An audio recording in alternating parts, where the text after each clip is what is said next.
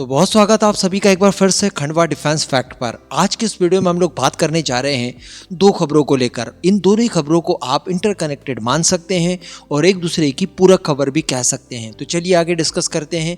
काफी इंटरेस्टिंग होगी वीडियो। आप बस इसी तरह की वीडियोस के लिए हमारे चैनल को सब्सक्राइब जरूर कर दीजिएगा और साथ ही हमारे दूसरे सोशल मीडिया प्लेटफॉर्म्स पर हमें जरूर ज्वाइन कीजिएगा। जैसे RTI पर आप सर्च करिए खंडवा वाला, या फिर आपको लिंक डिस्क्रिप्शन में भी मिल जाएगी। तो देखिए आज की पहली इस वीडियो में हम लोग बात करेंगे भारत और रशिया के क्रूड ऑयल ट्रेड को लेकर। तो जैसा कि हम सभी जानते हैं कि भारत के ऊपर अमेरिका द्वारा जो 50% तक के टैरिफ्स इंपोज किए गए हैं, इनमें 25% तक के तो रेसिप्रोकल है, लेकिन 25% तक के दंडात्मक टैरिफ है। इस वजह से क्योंकि भारत रशिया से क्रूड ऑयल खरीद रहा है और इससे भारत को निश्चित तौर पर नुकसान तो हुआ, क्योंकि पिछले 4-5 महीनों में भारत का जो एक्सपोर्ट था अमेरिका को, वो 50% टैरिफ्स की वजह से काफी कम हुआ। लेकिन इसके बावजूद भारत का जो टोटल एक्सपोर्ट था उसमें बढ़त देखने के लिए मिली है, क्योंकि भारत ने अमेरिका के कई सारे विकल्प ऑलरेडी खोज लिए और इस वजह से भारत को अगर अक्टूबर मंथ की बात की जाए तो हमारा एक्सपोर्ट बढ़कर केवल अक्टूबर मंथ में $6.3 बिलियन तक पहुंच गया, जो पिछले महीने यानी सितंबर 2025 की तुलना में 14.5% की ग्रोथ रेट हमें दिखाता है। तो अल्टीमेटली यहाँ पर भारत को तो नुकसान हुआ नहीं, बल्कि इसके अलावा अमेरिका के अंदर इन टैरिफ्स की वजह से महंगाई बढ़ रही है। लेकिन अगर बात की जाए रशियन क्रूड ऑयल की, तो बताया ये जा रहा है कि ट्रम्प के इतने ज्यादा प्रेशर और टैरिफ्स के बावजूद भारत और रशिया के बीच में क्रूड ऑयल का ट्रेड बढ़ा है। और अक्टूबर 2025 की अगर बात की जाए तो टोटल जो हमारा क्रूड ऑयल का इंपोर्ट हुआ रशिया से वो 22.17 करोड़ का हुआ, जो कि डॉलर के टर्म में $2.5 बिलियन का रहा। तो यानी इतनी सब दबावों के बावजूद भारत रशिया से क्रूड ऑयल ज्यादा खरीदा अक्टूबर मंथ में। यानी भारत ने कुल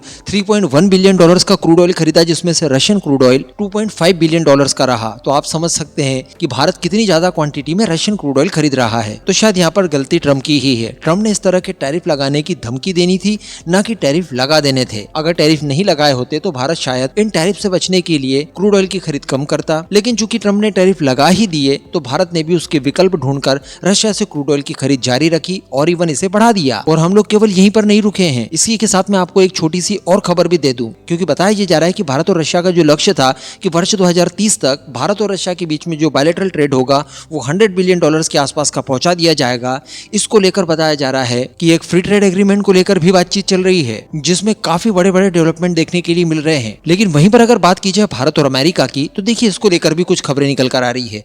आप सभी को याद होगा जब डोनाल्ड ट्रम्प पावर में आए थे, उसी समय मैंने आपको कई वीडियोस बनाकर बताए कि देखिए इनके पावर में लुटने के बाद से ही भारत और अमेरिका के बीच में भी क्रूड ऑयल का ट्रेड बढ़ा है। क्योंकि भारत अपनी रिक्वायरमेंट का 85% के लगभग विदेशों से क्रूड ऑयल इंपोर्ट करता है। इस वजह से हम लोग जिस भी देश के पास क्रूड ऑयल उपलब्ध है हम लोग वहां से खरीद लेते हैं। कहने का मतलब हम लोगों ने हमारी रिक्वायरमेंट को काफी डाइवर्सिफाई कर दिया। और डोनाल्ड ट्रम्प के पिछले कार्यकाल में भी भारत ने जमकर क्रूड ऑयल खरीदा था, लेकिन जो बाइडेन के आने के बाद उन्होंने अमेरिका के क्रूड ऑयल के प्रोडक्शन को काफी सीमित कर दिया। इस वजह से हमारी क्रूड ऑयल की खरीद अमेरिका से कम हुई। लेकिन जब डोनाल्ड ट्रम्प आए तो इन्होंने वापस से क्रूड ऑयल के प्रोडक्शन को बढ़ाने की बात कही। इस वजह से भारत ने इनसे क्रूड ऑयल खरीदना और भी बढ़ा दिया। यहाँ पर भारत का उद्देश्य ये भी था कि ट्रम्प बार बार चूंकि अपने ट्रेड डेफिसिट को लेकर भारत के ऊपर प्रेशर बना रहे हैं, तो चलिए हम लोग आपसे क्रूड ऑयल खरीद लेते हैं, जिससे आपका ट्रेड डेफिसिट जो है उसे माइनस करने में आपको फायदा होगा। इसी बीच बताया ये जा रहा है कि भारत और अमेरिका के बीच में एक गैस डील हुई है, जिसके तहत बताया जा रहा है कि भारत अपनी टोटल रिक्वायरमेंट का 10% गैस अब यूएस से खरीदने जा रहा है। यहाँ पर भी उद्देश्य यही है कि इस डील के माध्यम से भारत और अमेरिका दोनों को ही हित हो, क्योंकि हम लोग नेचुरल गैस भी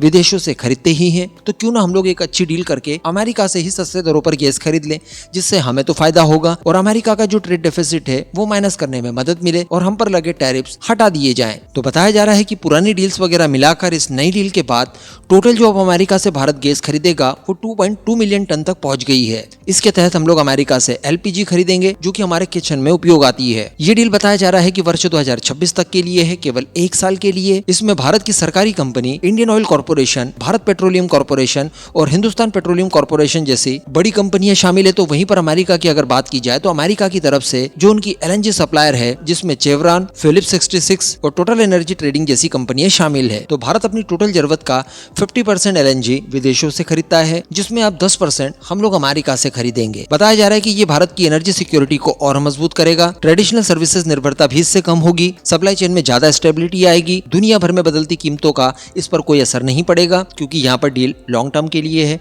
साल भर ही है, लेकिन इसे लॉन्ग टर्म कहा जा सकता है। ओपन सोर्सेज से खरीदने के बजाय इस तरह की डील करके गैस खरीदना सस्ता पड़ता है। साथ ही भारत यूएस के बीच में जो ट्रेड बैलेंस है, जो डेफिसिट की बात में कर रहा था, उसे कम करने करने में भी मदद मिलेगी। इस माध्यम से भारत और अमेरिका के बीच में ट्रेड डील भी पॉसिबल है। हमारे ऊपर जो लगाए हुए 50% के टैरिफ हैं वो भी कम हो सकते हैं। साथ ही भारत के अंदर जो गैस सिलेंडर होते हैं जो हम लोग खरीदते हैं, इनकी कीमतें भी कम करने में इससे मदद मिलेगी। तो यहाँ पर आपने देखा कि भारत ने काफी सूझबूझ के साथ अमेरिका और रशिया दोनों के बीच में अच्छा बैलेंस स्थापित कर लिया है। निश्चित तौर पर इससे भारत के संबंध पहले की तुलना में और भी ज्यादा मधुर होंगे इन दोनों देशों के साथ।